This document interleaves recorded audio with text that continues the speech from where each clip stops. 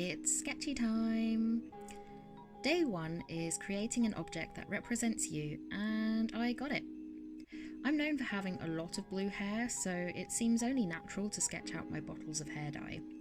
So I started this one out by penciling out the shapes of the bottles. Yep. Then I cracked open these paints I got for my birthday. They're these jelly gouache. Anyway, they're water activated, they're really vibrant and pretty fun to use. I've rarely used them, so it seems like a good time. So I started out by painting the bottles white, and then I painted in the colours. There we go. And then I added detail with my white gel pen, and then I realised I also need to do the black detailing, so I grabbed a black marker and boom. The challenge for day 2, despite the sun outside, was it's raining, and I was really digging painting, so I painted this picture, which is actually from a photo of me dancing in the rain last year. I also got covered in paint in a classic Rachel move. I didn't even use that much white, so it must be some dyspraxic artist magic. And then I added a speech bubble, and that was day 2. Day 3 called for iced coffee on the balcony. It was beautiful weather, and I decided that it was nice to sit outside. It was all about using our art treat today, so here are the pastels, and I also got some friendly helpers too. I taped around the edge because I thought it would be really fun to have a border. Big mistake. And then I made sure to have a scratch sheet for all my blending needs. I penciled out the design and watched me draw these tiny little mushrooms, only to realise later on that that's not going to happen with these pastels. Yeah. I started on my background first and had watched someone on YouTube who used this cotton bud to make a really effective chalky blend, so it was really pastel-y and cloudy. I didn't have any buds, so I used tissue, and yeah, I think it worked. I also watched people have like a sharp card or a piece of card where they scraped away all those little grains and stuff and kind of helped with blending as well.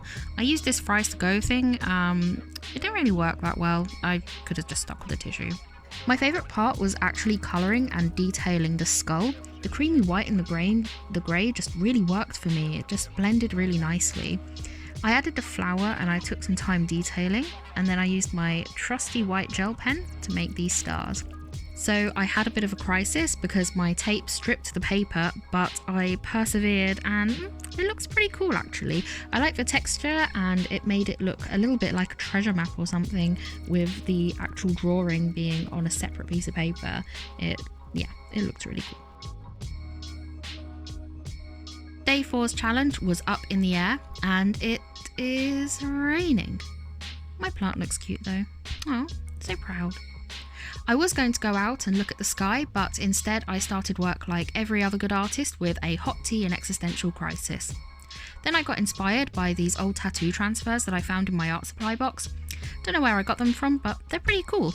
I gathered my supplies, and then I remembered this painting that I did last year, which was actually inspired by this photo that I'd made of myself with a head full of air.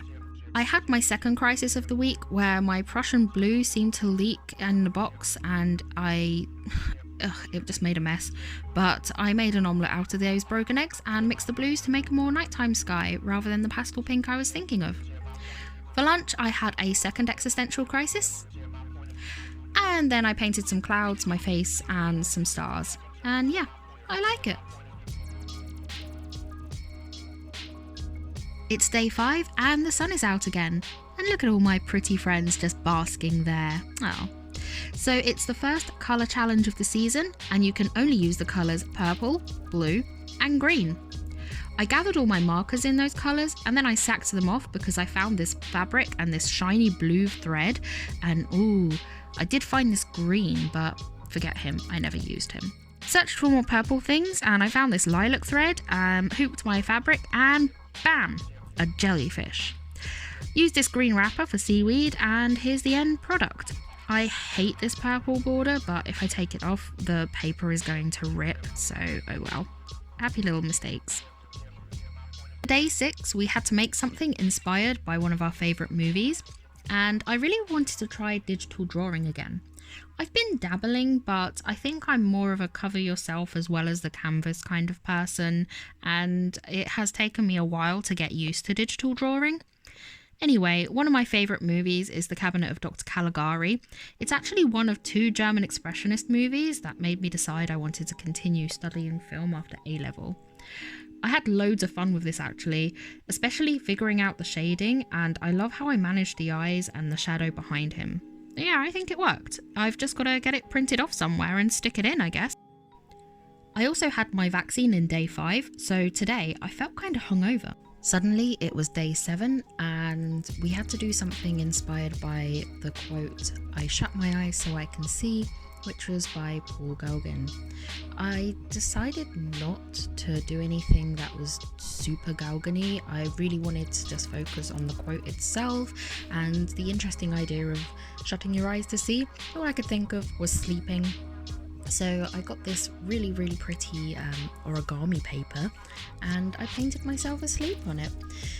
Then I decided to add these tiny little forget-me-nots. I wasn't too sure whether I was happy or not with this, but I might add to it later on. And that was day 7. Thanks for watching.